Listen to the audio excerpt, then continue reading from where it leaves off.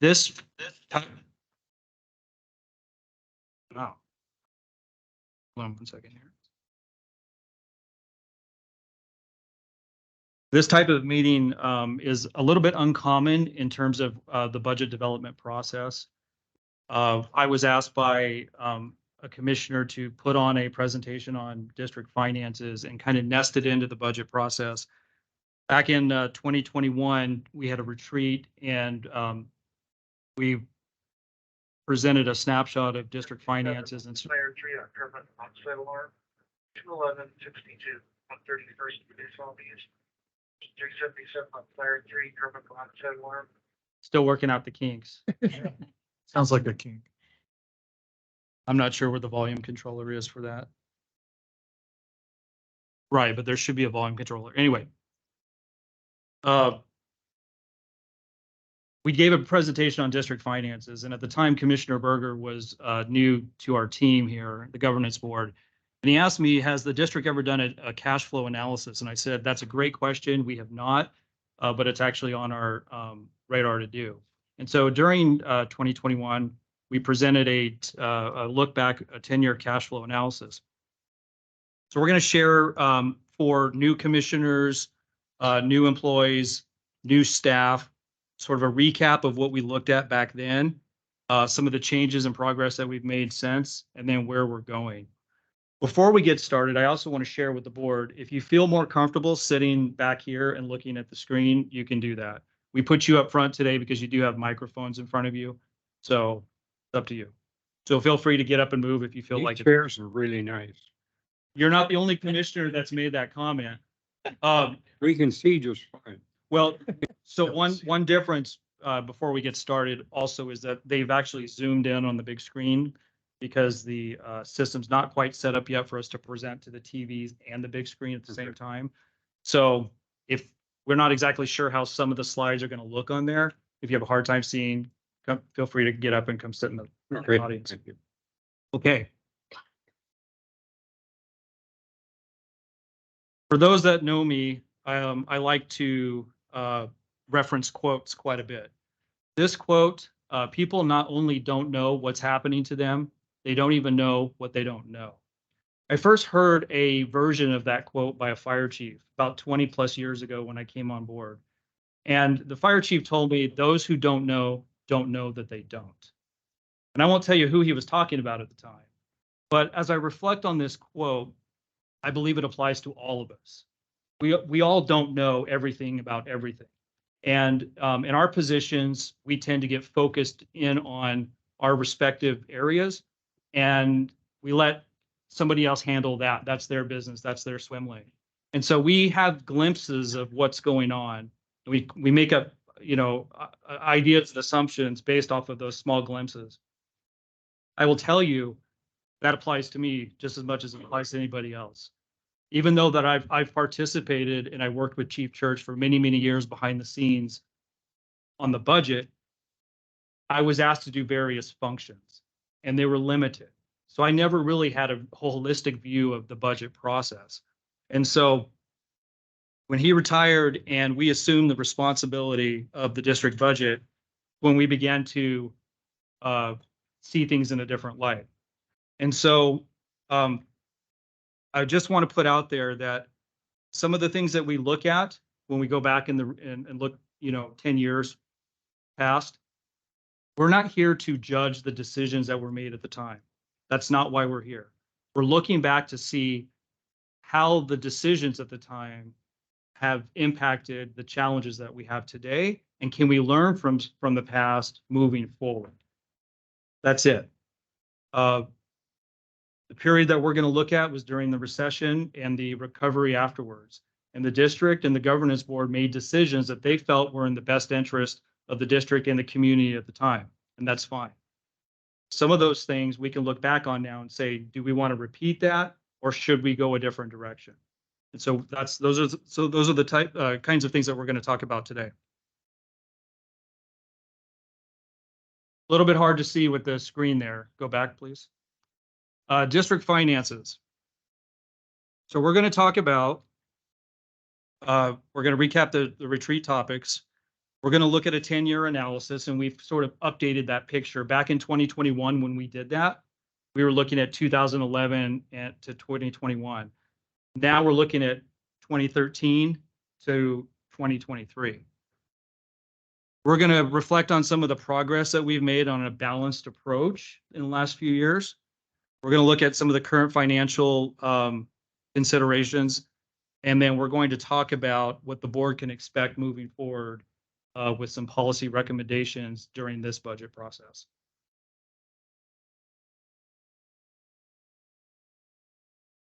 Okay, 2021 retreat topics. As I mentioned, we presented a cash flow and reserve fund analysis. We talked about the capital improvement plan. Now, during the recession, the capital improvement plan was frozen. And as we came out of the recession, we didn't fully reinstate it. We sort of addressed capital needs as they presented themselves, but we didn't reinstitute the capital replacement program. And so personally, at the time, I managed the IT division, and a lot of capital items, capital purchases were within my domain. And so I directly felt the impacts of freezing the capital replacement schedule and trying to make do as technology evolved and the needs on the streets changed, how we could fund and replace equipment. And then the fleet division presented recommended adjustments to the apparatus replacement schedule. Those are sort of the topics that we covered in that retreat. Okay, so this is the slide that we showed at the retreat in 2021. Going back to 2011, and you don't need to look at all of the numbers here, but I highlighted 2018 because the work at the time, we determined that in 2018, many years after the recession, when revenue had increased, we actually had our lowest cash position in 2018. And so that was concerning to us because our monthly expenditures exceeded the minimum, the lowest balance on that sheet. Also, if you go back to 2011 and you take a look at the capital reserve fund, you can see that it started out at about 3.5 million, and then it slowly was reduced over the years down to 2.6 million by 2018. So we were drawing from it, we weren't replenishing it. And we were drawing from it slowly. Again, as capital issues came up, we were attentive to them, but we weren't withdrawing and replenishing constantly, okay? So 2018 was our lowest cash position. On this sheet, 2019, you will see a bump from 2.6 to 3.8 in 2019. That jump was directly a result of Sound Transit purchasing property from us for the rail system. We deposited $678,000, and at that time, we also made a capital contribution of $250,000. So that explains the jump from 2.6 in 2018 to 3.8 in 2019. As Chief Church looked to retire at the end of 2019, and as he involved some of us with the budget process, revenue was looking good, and we asked, can we put $1 million in capital? And he wanted to leave us in a good position. He agreed, the board supported it, and we put an additional $1 million in capital in 2020. Question? Just for clarification on that 2018 line, Yes, it says lowest balance. Is that the lowest cash flow balance that's the lowest cash flow balance. Yeah, during the course of the year? that's correct. One of the things, and Kelsey has put in a significant amount of work in this effort to go back and look at what we've done over the years. And Commissioner Berger, you in fact pointed this out too during one of the budget processes. But if you take a look at previous budgets, we would always project what the starting balance would be in January of a particular year. In fact, several budgets ago, I believe it even forecasted several years out. We have no idea several years out. And one of the things that the chief at the time used to do was ask the finance division towards the end of the year and towards the budget development process, what are you projecting our balance to be at the end of the year going into the next year? Well, The problem with how it was being viewed was we received property tax in October. So in October, we're getting a huge, intake of cash. And so our end of the year projection balance looks really great. So you start the year with that balance, but those funds are committed. You're committing them when you are adopting a budget, right? So that was sort of artificially inflating our financial picture. So, but it looked good, right? We had 15, 16, 17, whatever million. But when you actually back out what your budgeted expenditure should be, the cash flow position, that's the 1.9. That actually happened to also be right before the April tax collection period. But if something were to happen during that period, and for some reason expenditures exceeded what was normal to us, we could have had a problem there in terms of paying our bills. Now, when the recession hit, and we had just taken over this process and we're trying to understand and learn. In 2020, you may recall that during the pandemic, the onset of the pandemic, we were behind in property tax collections that first year. And so we didn't have a full financial picture at the time, but it was concerning to us that we were $1 million behind what we thought we should have collected. So, in that scenario, that $1 million was important to have in the bank because it ended up coming in, but it came in down the road, right? So that's why it's important for us to have that operating fund balance be significant enough to cover expenses. And I've also talked about in past years, we send firefighters on deployments. So we reimburse for FEMA. We reimburse FEMA for those costs. We have to cover those costs until that happens. And that can take months and sometimes even years to get reimbursed. So we are carrying that obligation until we're reimbursed. Okay. Anything you want to add? Okay. Also at the retreat, we talked about the 2015 bond in that equipment and technology at the time was already up for replacement. Equipment that we had just purchased in 2015, 2016 with the $39 million capital bond was now up to be replaced. Commissioner Gates talked about this the other day. He was there when we presented to the Chamber of Commerce when we were pitching the need for the $39 million bond. And some of our business leaders honed in on the $1.2 million in technology that we were seeking to replace. And they asked, go back to the technology slide. Can you share with us what that includes? Well, all of our fire engines have mobile data computers and, this and that, explained it. Okay, so tell us, what's the useful life of one of those mobile data computers? Maybe 5 years.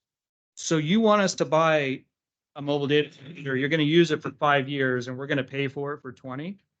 That doesn't make sense to us. We understand, but unfortunately those are the circumstances we're in right now. And we will try to improve it to where we reinstitute a capital replacement program. I want to put that into perspective, the technology piece, real quick.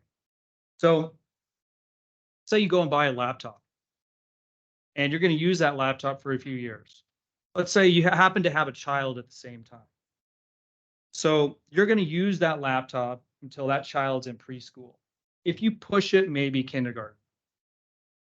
And then you're done with it. You're going to go get a new laptop. But you are not going to pay off that laptop until your child is a sophomore in college.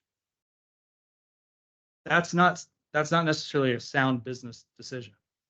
It is what it is at the time, and we did what we had to do, but that's not a model that we should be repeating. We paid a lot more for those laptops than they were worth, right?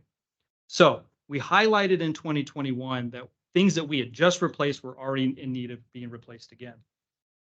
Of course, we have ongoing fire station improvements at the time beyond what had been retrofitted with the bond dollars. And then we touched on vehicle replacements that were still ongoing.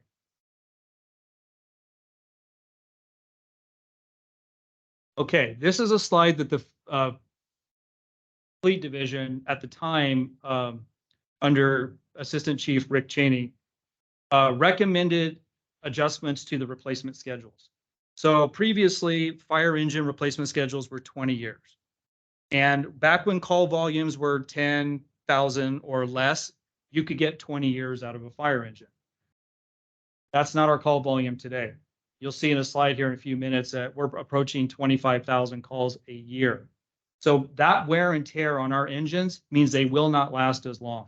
You have other issues at play too, emission standards, part availability, all sorts of things that go along with this. So it makes sense to shorten the replacement schedule. So at the time, they touched on their recommendations. They pointed out that the 2010 Pierces were up for replacement in 2025. Last week, the board approved us to replace those engines. We had on our capital improvement schedule, they need to be replaced.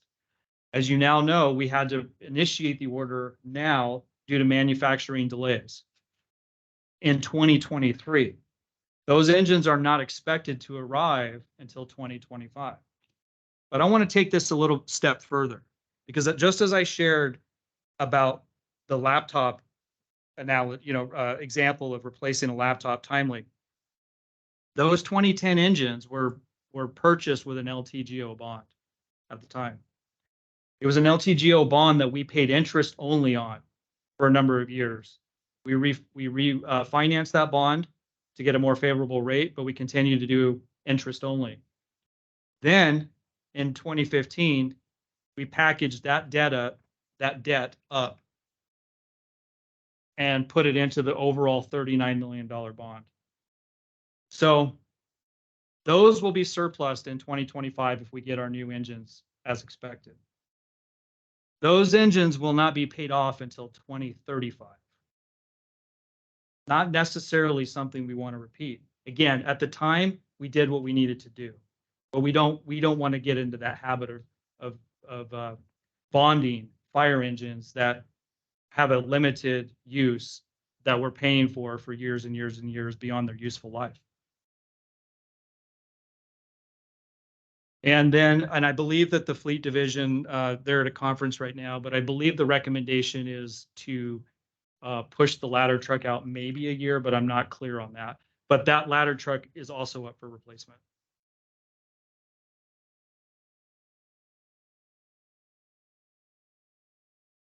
Okay. So what can we learn from the past? Why go back and look at all of this information? It's in the rearview mirror. Who cares? Let's move forward. Well, there's a lot we can glean from it. We can look at the economic circumstances back in the day, the recession, the recovery. How prepared were we for the recession, right? How can we prepare ourselves for something that might be coming? We can look at staffing levels. It's a big issue right now for us. We're in contract negotiations and it's a big issue, minimum staffing. We can look at call volumes. We can look at budgeted staffing. So what in those previous budgets did we have for headcounts versus what we were actually getting? How does that play into what we're dealing with today? Labor agreements during that period, things that we agreed to that impact today.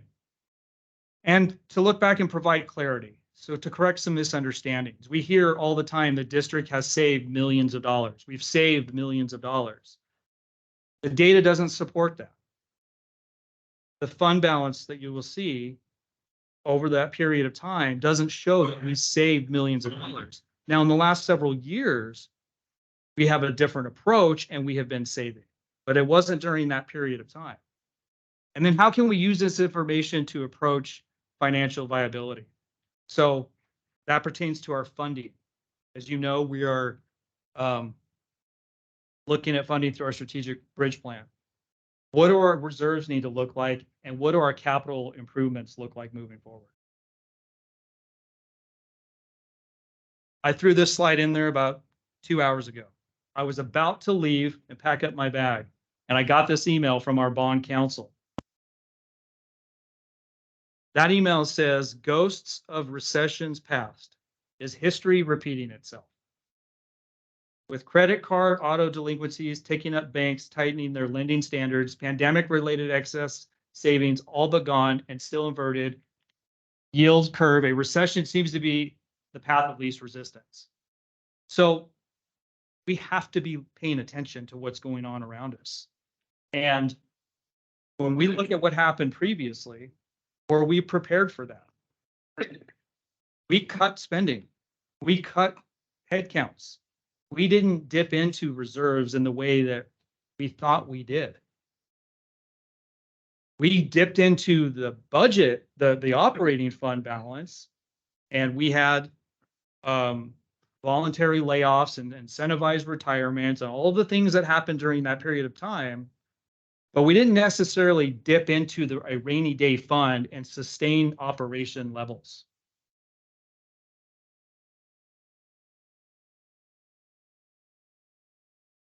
Some of us could argue that we still have not recovered from that recession, staffing wise, capital replacement wise, you name it, right? So I threw that in because we need to be paying attention, and clearly other people are too. Okay, so the 10-year analysis. We looked at, the finance team and I, and Kelsey put in a significant amount of work on this. We looked at our annual budgets going back to, actually, in fact, we went even deeper. I think we went 2008 and beyond, even back to like merger in 2006, just for our own understanding of the evolution of what transpired.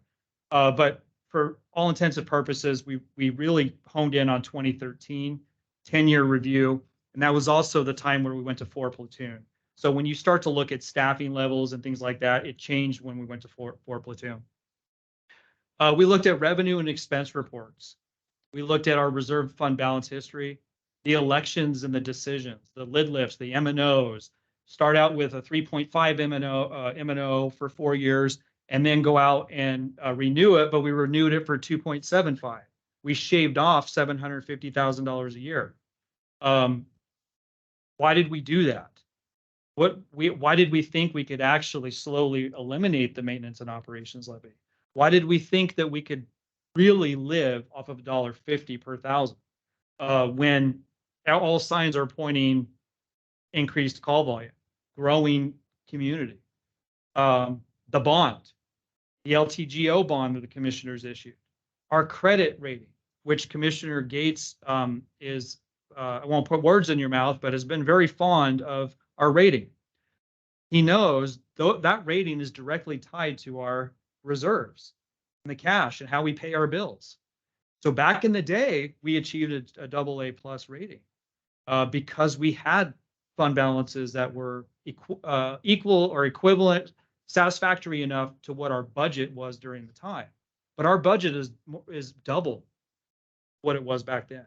So if we aren't growing our reserve funds and we were to go get re-rated, we may not achieve that AA+. In fact, had we not made the gains that we had in the last couple of years, we could be a AA or less. Okay, staffing. We looked at our operation staffing, what we actually budgeted headcount wise. We looked at our annual emergency responses, and we looked at operations overtime, because operations overtime is how we have sort of managed the increase in call volumes. Okay.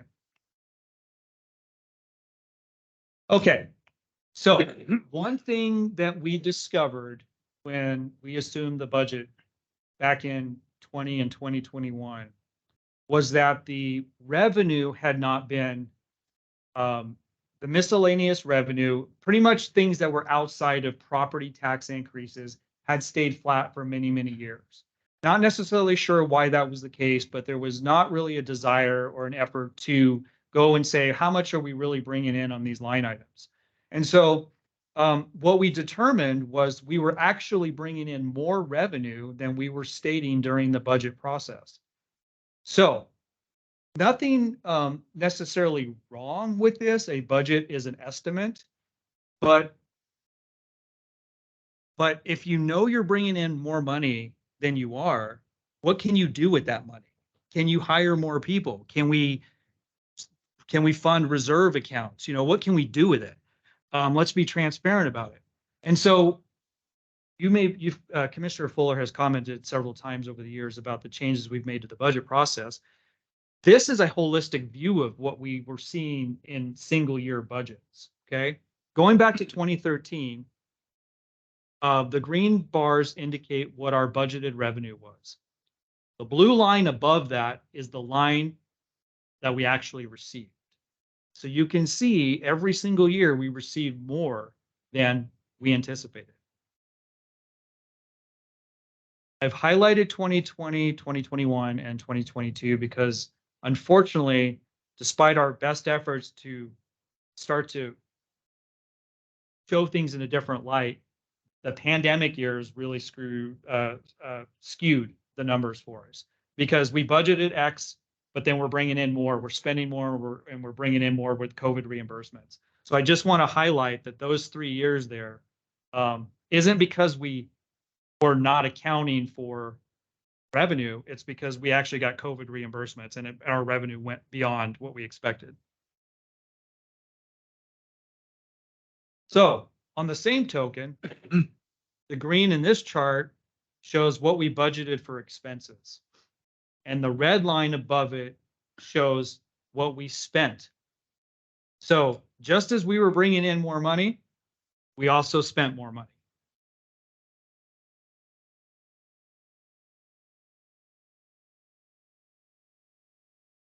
Okay.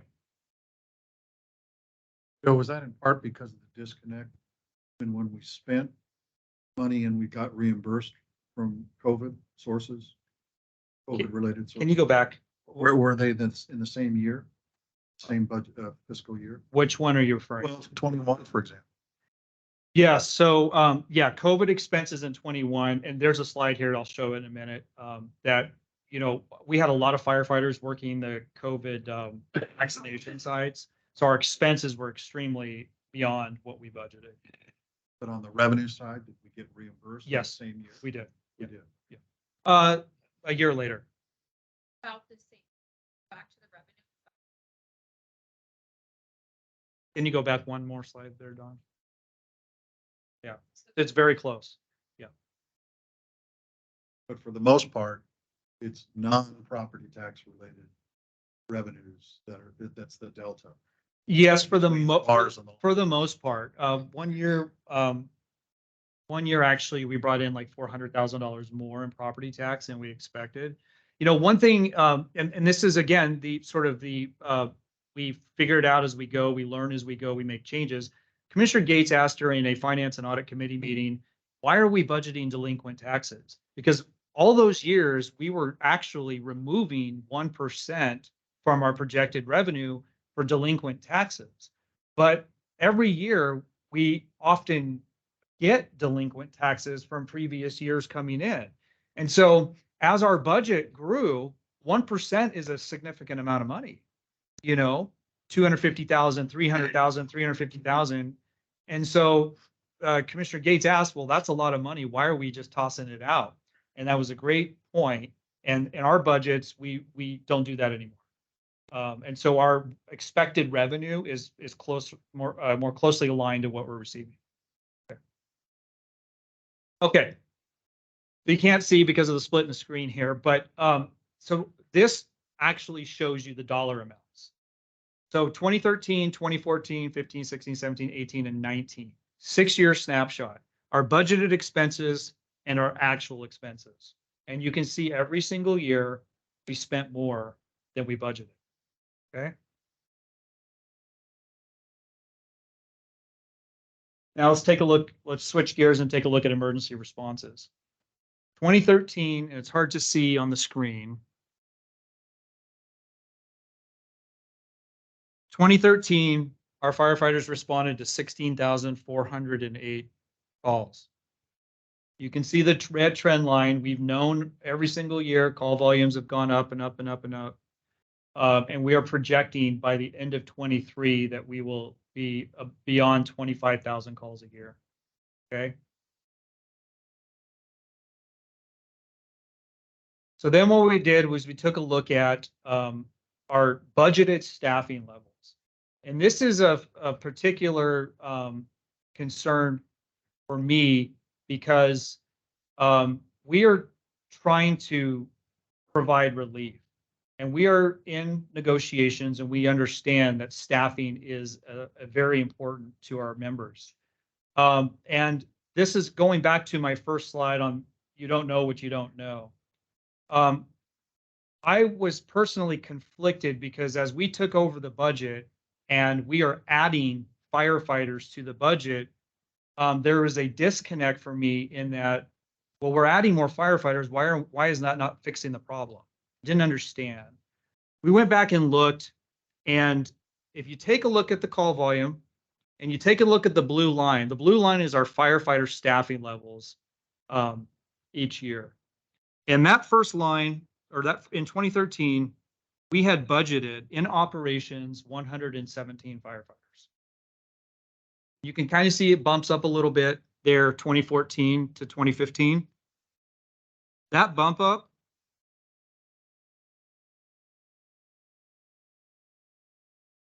now doesn't want to show me is 120 firefighters. So 117 to 120. Then we kind of work our way up a little bit more. And by 2018, it's 121 firefighters. Now the lid lift passed in 2018 and going into 2019, the chief expressed the shared goal of staffing need 63. So he budgeted for 8 more firefighters. So in 2019, we jump up to 129 firefighters in operations. We flatlined. Now we're entering the COVID years. Vaccination mandate.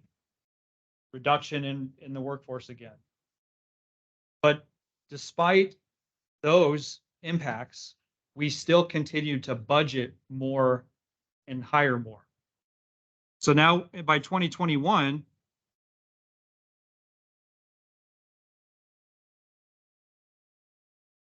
that's 135 firefighters. And by the time we get to this year, 2023, that's 138 firefighters. So if you take a look in the last several years and you see that jump up in staffing levels, we have been intentional about hiring more firefighters. But it's not providing the relief that they need. So why is that? Well, we have the vaccination requirement issue, and we lost some good people over that. It takes a long time to get firefighters through the hiring process and through the academy. So we can budget and we can hire, but they're not hitting the streets and they're not providing relief for some time, right? We have employee leave usage. Also in 2018 was when Washington paid family medical leave was enacted. And so since 2018, we've seen an increase in leave utilization and military deployments as well. So we've got all of these challenges, working against the things that we're doing in the budget to actually increase our staffing. So it's something we're working on, but this is important to show that we are budgeting for more and more people every year, but we're not there yet. We're going to have to do more.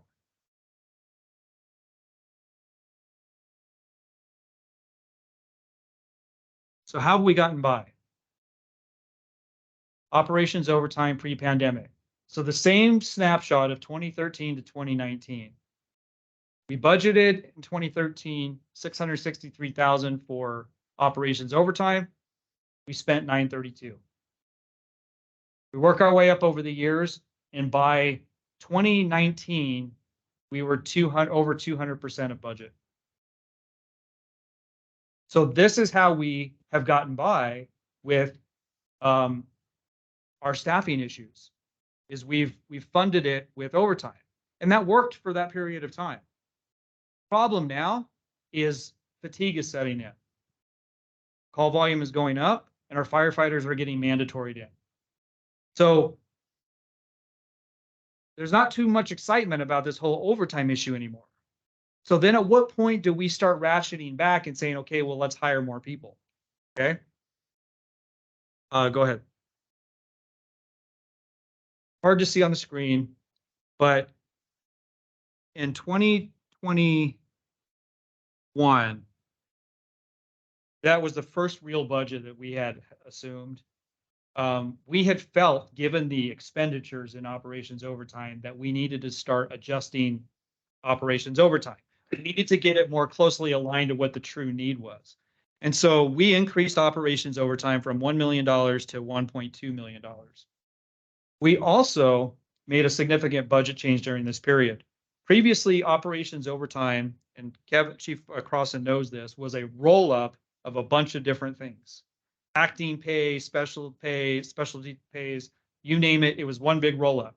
And operations chiefs over the years complained, well, I don't know what's coming out of this. This is coming out of it. This is coming out of it. And there was a desire to break that out and actually show truly what the costs were. Chief at the time said, you guys can do that when I'm gone. So we did. So we.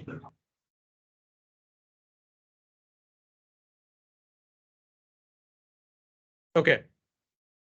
So we increased operations overtime to $1.2 million. The problem, again, the 3 years here, 20, 21, and 22 were COVID years. And those are when our firefighters were working vaccination sites. So we had a high rate of overtime, but at the same time, we got COVID reimbursements from the government. So when we back those reimbursements out, you can see in 2021, we were 288,000 over budget. So the changes that we had made, we really started to hone in on, where we felt we needed to be. And then look at 2022. And you can't see on that screen, but we actually increased operations overtime to 1.6 million. And then operations overtime in 2023 is 1.65 million. So we've been adjusting that to make it more realistic. But we are getting close to that period where we should probably look at this and say, does it make sense to keep doing that? Or does it make sense to shave some of that off and hire more people? One thing I neglected to mention earlier was, if you go back and look at the increase in revenue over the period, and you look at the increase in expenses over the period, I wonder personally what it would have looked like if we had shown the true revenue picture and perhaps hired 2 firefighters every year. What would that look like today in terms of our staffing issues? Because we were spending the money, we were getting the money, and we were spending the money. But our staffing levels have not improved.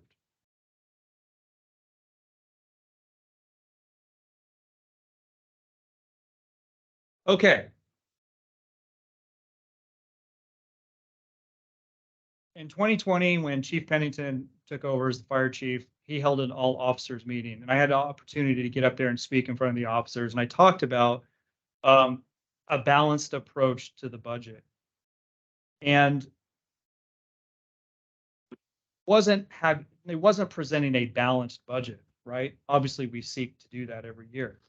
It was balancing how and where the money is going to go. And there's only so much pie, right? How are we going to divide the pie up to make it work for all of our needs? So we have a different view of how the money needs to be managed moving forward. And I believe that we are setting reasonable and achievable expectations. We have increased our funding. When we had the opportunity to renew the maintenance and operations levy, we were assessing our needs, and those needs demonstrated that we needed to increase the maintenance and operations levy, not decrease it. So that's what we did. And as a result, our revenue has been stable the last several years. We'll talk about some of the things that we've been able to accomplish with that. We've increased our staffing levels. I just showed you a slide of the firefighter staffing levels. We've also increased the support staff. We talked about it during the budget process.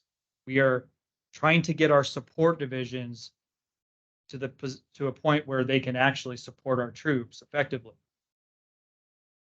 We have funded capital replacements. We spent over $4 million in the last 3 years, and we paid cash for that. We're not going out and getting additional bonds or seeking debt. We are funding it through a proper capital replacement schedule.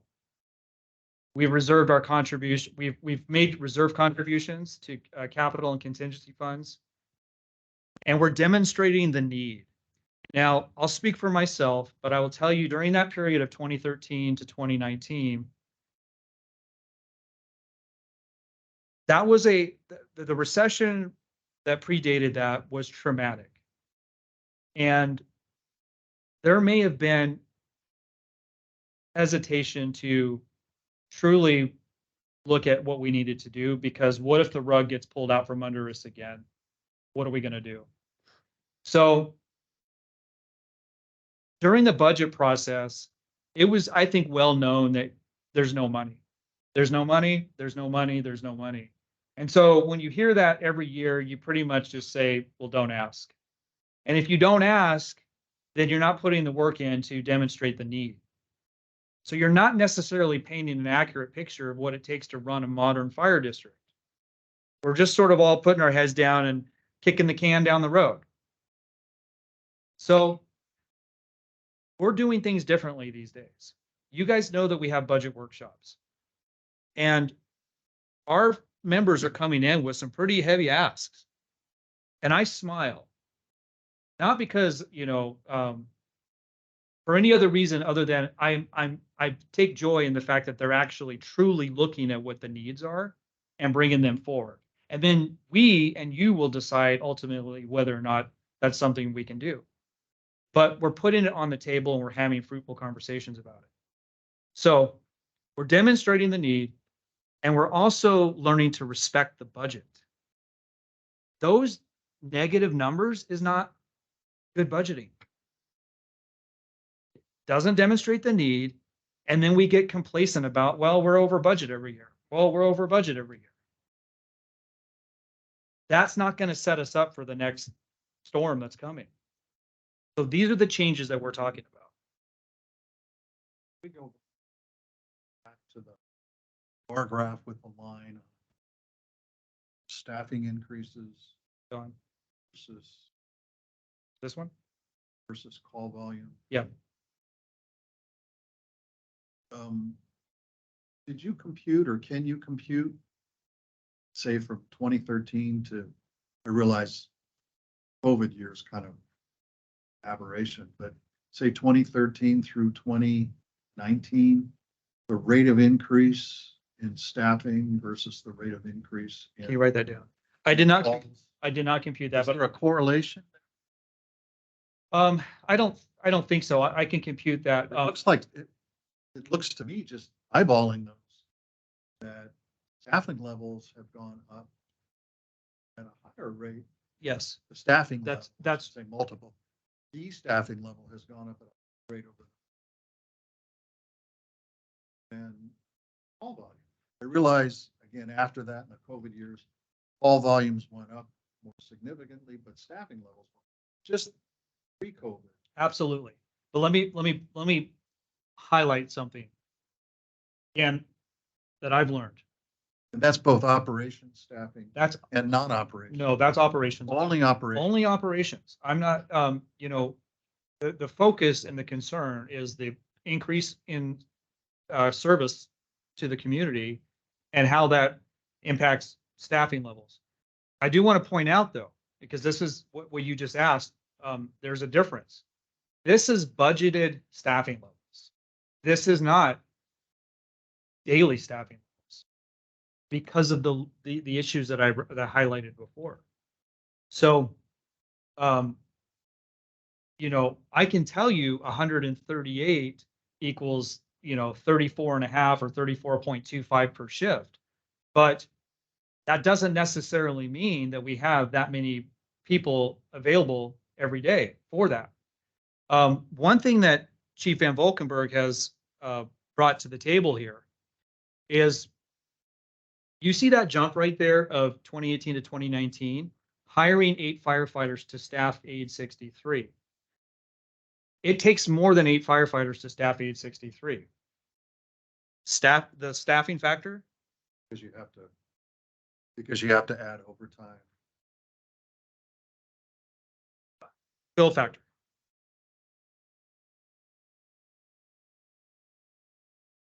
The fill factor has to accommodate for the fact that they have vacation and holiday.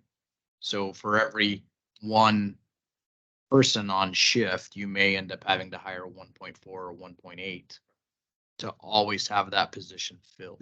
But at the end of 2019, did we get to that level, or are you saying it actually didn't? Staffing level? No. So at 2019, from going from 2018 to 2019, we budgeted and I believe we hired 8 more firefighters. But then you have also retirements through, scheduled retirements, and then you have the academy process, and you're always playing catch up. But one thing that Chief asked when he came on board a year ago was, what's our fill factor? And that is not a question that I'm aware that was asked previously. And I know Chief Crossan has been aware of this issue, but it was never necessarily part of the calculation, because if we were trying to achieve the goal of staffing 863 during that period, then perhaps we should have budgeted to hire 10 or 12, not 8. Right?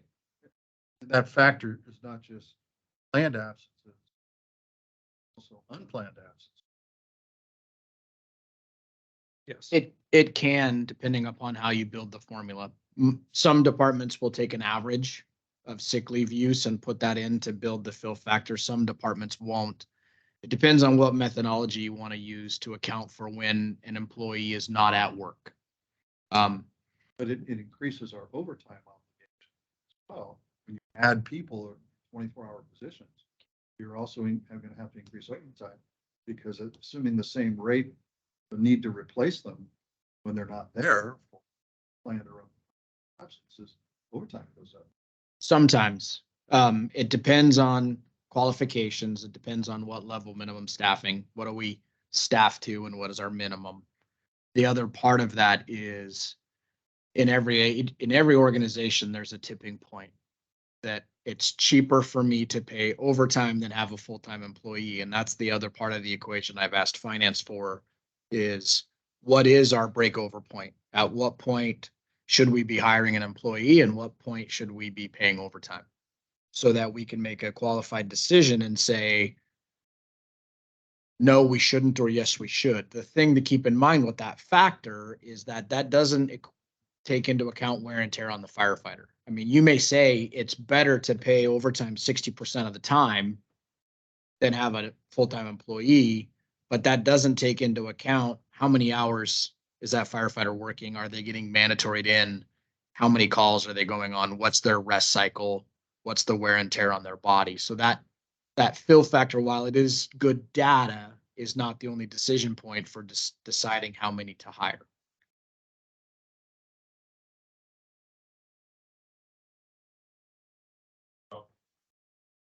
On lead change of 2019. And so that went along with this. Every fire department around here is dealing with this. The staffing formulas we used back in 14 and 13 and was one, and the workforce has changed, and how much they use their leave has changed.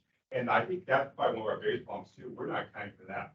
What we did 10 years ago doesn't work today in the math. Everything the chief said is exactly right. But there's that other factor to it. And that's why when you see that blue line, you see how much higher it is in 2023. The thing that none of us have adjusted to is the leave. And we have no say in that, right? The state did it, but it's the reality now. It's great for our people, but as far as running an organization and staffing every day, it's another barrier. And that's why I think a lot of reasons why that line looks, you look at that line, go, they should feel like there's all kinds of people. But the reality is, if you look at daily staffing for all the things that have been mentioned, they aren't. So just hiring more people is not the solution because it has to be a balanced approach to this issue. Because we've hired more people. We've budgeted to hire more people and it's not fixing it. So, but it's something. If I may, on this chart though, the baseline for the staffing is 105. And the baseline for the budget, for the budget, or for the number of calls is 0. If you put the baseline of the staffing at 0, that 105 would jump way up. So that where the 2013 would be above the goal. That's misleading how that chart is actually. It's not a good representation of. Oh, I see what you're saying. Right. All that was to denote, Joe, is that that's what the staffing level was during that period. It's not a correlation between the call volume and the staffing. It's just an overlay of what our staffing was on top of, yeah. But budgeted. Because the math on that would be actually 2013, we would have had like 140 calls per firefighter. And in 2023, about 180 per firefighter. So it's actually. Yeah, in fact. Flip the other way. In fact, Joe, I believe that my recollection was in 2013, 16,408 calls equates to about 45 calls a day district-wide. And the jump to 25,000 is about 67 or 68 calls. I didn't get into how many calls per firefighter it was. But this was just to show over the previous slide that we've had this increase in call volume that we talk about all the time. But that at the same time, this is what staffing levels were during those years and how we've increased firefighter staffing. So can you bring us back to where we? Go back one more, please. Okay. So part of this balanced approach, some of the principles that we think are important are when we create these budgets and we look at all factors, that we're taking care of our people and our community that we serve. That's, of course, of paramount importance. I'll take a question in 1 second. We need to provide a safe workplace, reliable equipment, and a stable career. Okay. We know with the big bond that we got, we retrofitted the majority of our stations, but we have 2 fire stations that have not been done. We'll talk about it in a bit. But the point is, you know, we still haven't achieved some of these issues. We are seeking to provide reliable equipment, but we also want to provide a stable career. We don't want to be caught flat-footed and we're in another situation where we're cutting back and laying people off and impacting them, the community and the district and our people. We need to be consistent, do what we say we'll do. We need to make, and we are making, informed decisions that impact our financials. So before we agree to certain things, we are truly evaluating it to make sure it is what it looks like and how it's going to impact us down the road. We need to respect taxpayer dollars and we need to limit the financial asks. We need to live within our means. These last 2 are important. I have managed from the district perspective the last 5 elections that we've held. And this last go around, as I shared with some of you, I had more inquiries over the lid lift than I've had in any of our elections at all. And the concern that I heard in our citizens about their taxes and what it meant for them and the proposed increases and all of those things, that should not be taken for granted. It's important to them. And they want to know that we are being good stewards of their taxpayer dollars. And so we need to be mindful of that. That's why we're here. I have a request, I don't know for what, a question. Joel, Okay. PC Barrett, BC Barrett is online. yeah, he did a chat. The question, can we do the same graph for non-operation staff increases? Yeah. Sure. Yeah, actually, can you go back one more? There's a request to do the same graph for non-operational increases. There's probably, we have highlighted the importance of the support positions in the last few years. Again, when you go back to what I mentioned earlier about sort of not necessarily addressing the need, that doesn't mean that there's not a need. And if you compare our organization and our support teams to the levels that our neighbors have, we are severely under-resourced. And to effectively run this fire department, we have to have those support positions. I have used, I wanted to be a pilot at one point. My son wants to be a pilot, and I've used the airline industry as an example many, many times. But, you know, the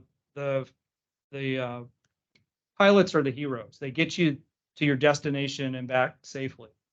But could they do that if they didn't have a reliable airplane or all of the infrastructure in place to allow that airplane to function, or even to allow you to purchase your ticket?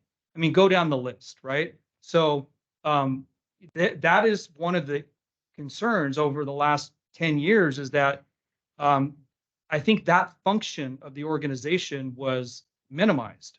And so we've struggled, but it doesn't mean that the need isn't there. We have bolstered our HR division. HR Director Mary Stevens has been unfairly under-resourced for years. I got a request this year, and I'm told that we are out of compliance.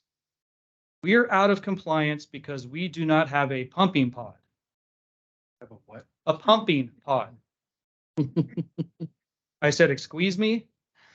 I didn't say that. A pumping pod, the Biden administration this last year enacted a law that says businesses, organizations have to have a comfortable place for women to pump. And so now that we have a generalist and we have bolstered that division, we have people looking at compliance actively, not swimming and trying to keep their head above water with personnel issues or labor issues or what have you, L&I issues. We have people looking ahead saying, by the way, you're supposed to be doing this. There's a little bit of a chuckle just now because of the pumping pod. But the times are changing. So now in this budget process, we will be bringing forward, maybe before, because I'm being told we are out of compliance, so we might have to do it sooner than later.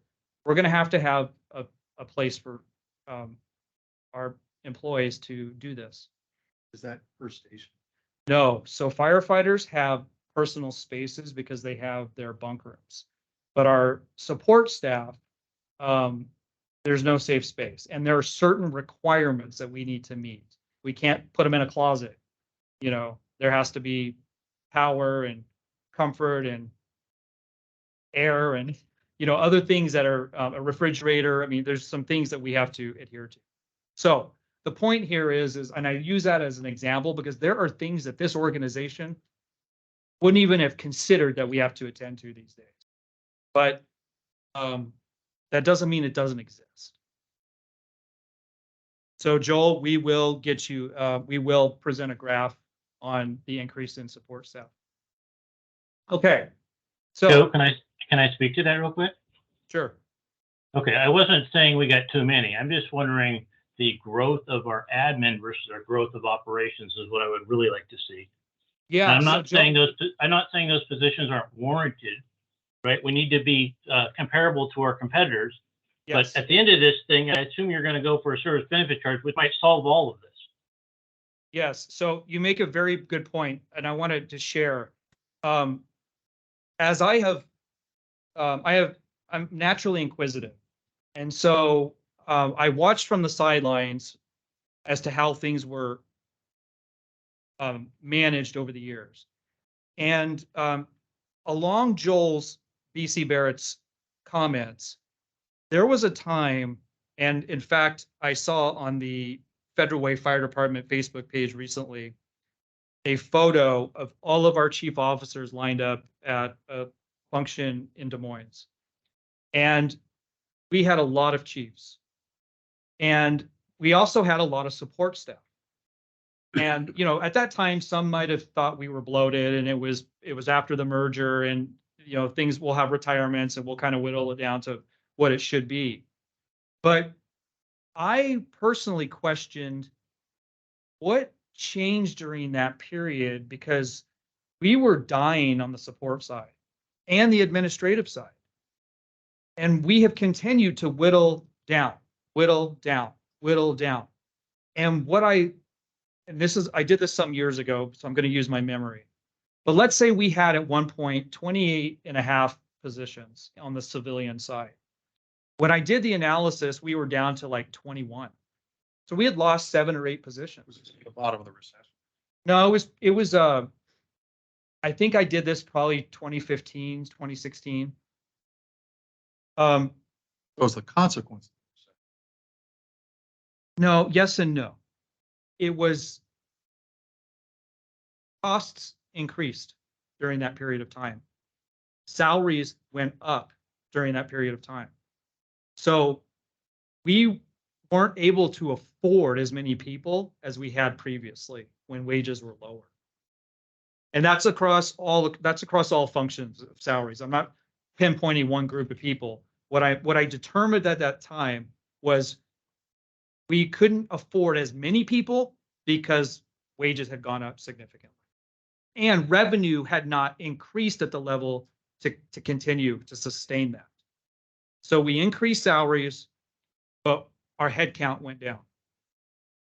And during that period of time, you see that in operations, we're flat. Wages went up, revenues were kind of just doing their thing. So, okay, thank you, BC Barrett. Okay, a balanced approach, board and community support. Both you and the community have supported these changes. We increased the maintenance and operations levy in 2020, which in turn allowed us to increase staffing, allowed us to fund capital and increase our reserves. And despite the fact that we are still in negotiations, we were able to agree with the local and non-represented employees receive cost of living adjustments the last couple of years. So we've increased wages 9.3% in the last 2 years. And then the board supported and the community supported the August lid lift this summer. I want to talk about that a little bit here. So you knew that we had 2 expiring levies come 2024. We're in negotiations and the board has asked, you know, what can we afford? And we've had these huge question marks of funding in 2024. So we went back to the drawing board and thought, well, perhaps we run this a year early. That's going to do 2 things. One, it's going to provide some reassurances to the board, but it's also going to take one of the concerns out of next year out of the equation. Because if it's a benefit charge that we go for, or it's a maintenance and operations, or a combination thereof, and something doesn't go our way, and the lid lift expires, the best case scenario in 2025 is that we've lost 3.75 million from the maintenance and operations levy.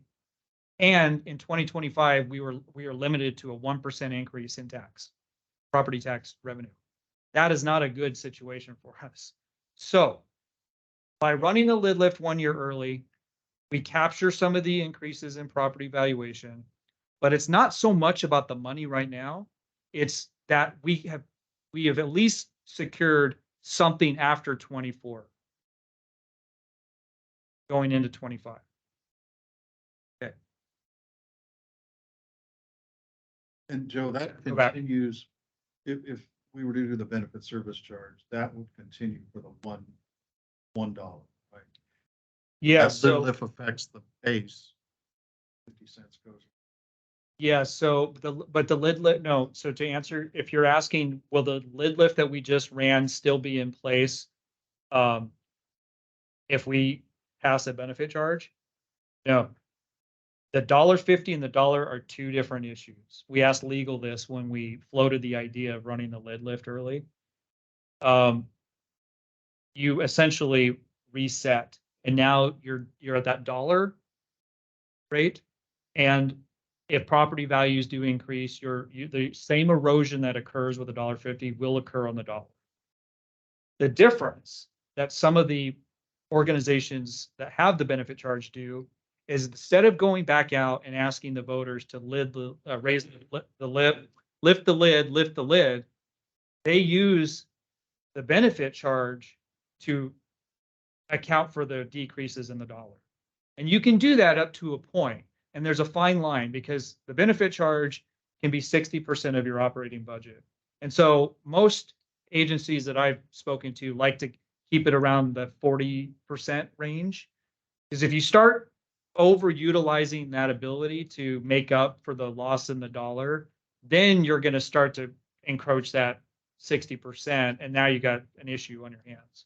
So, but elections are expensive, right? $200,000, $300,000, $400,000 every go around. So that might be something that is an option for us as well. Is the lid lift necessarily won't be so much of a concern in the early years of the benefit charge. Okay. Don. Okay. So now we've updated what our fund balances look like. Here's the highlighted 2018 low balance point that you saw earlier. Now we're up to, well, we haven't closed out 2023, so we haven't filled out the numbers there. But if you look at 2022, highlighted in gray, our lowest bank balance in 2022 was just under $9 million. I'll explain that in a second. You'll see that we've gone from 2.6 million in capital to 5.5, and you see that we made a $250,000 contingency reserve contribution, and we're sitting at just over 2.25 million in our reserve account. So how did we achieve this? Well, we've been intentional about replenishing the capital through the budget process and the fact that we purchased those fire engines. Your resolution indicated that we would replenish the fund since we were front loading 2 more engines than we knew we could afford at the time. So we've been able to replenish the capital reserve fund and set us up for success there. The bank balance, we've had an increase in revenue. I'm sorry, the general fund. We've had an increase in revenue, but we've also captured those COVID reimbursements that were unexpected. So that helped to get us from that real low point up to a much, much better situation. Now, the pandemic was what it was, but that's a positive from the pandemic. Had that not have occurred, we would have been still trying to find ways to get that general fund balance up to a more reasonable amount. Questions?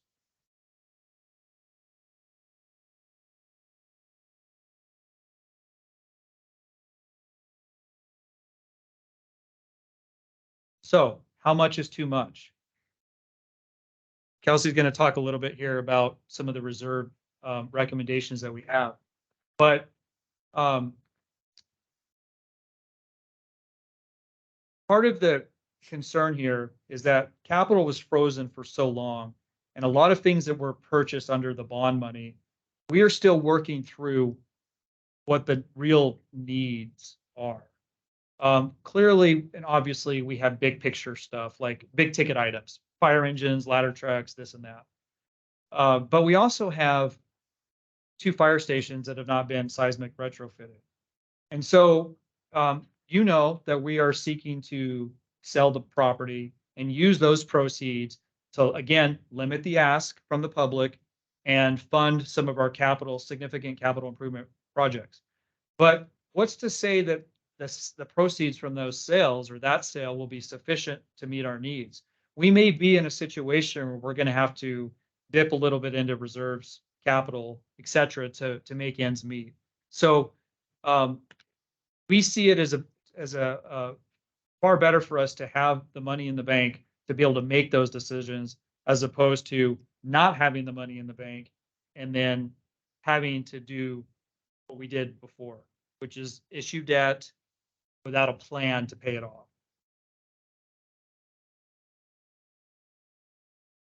Okay. Let's take a break. We'll come back in 10 minutes.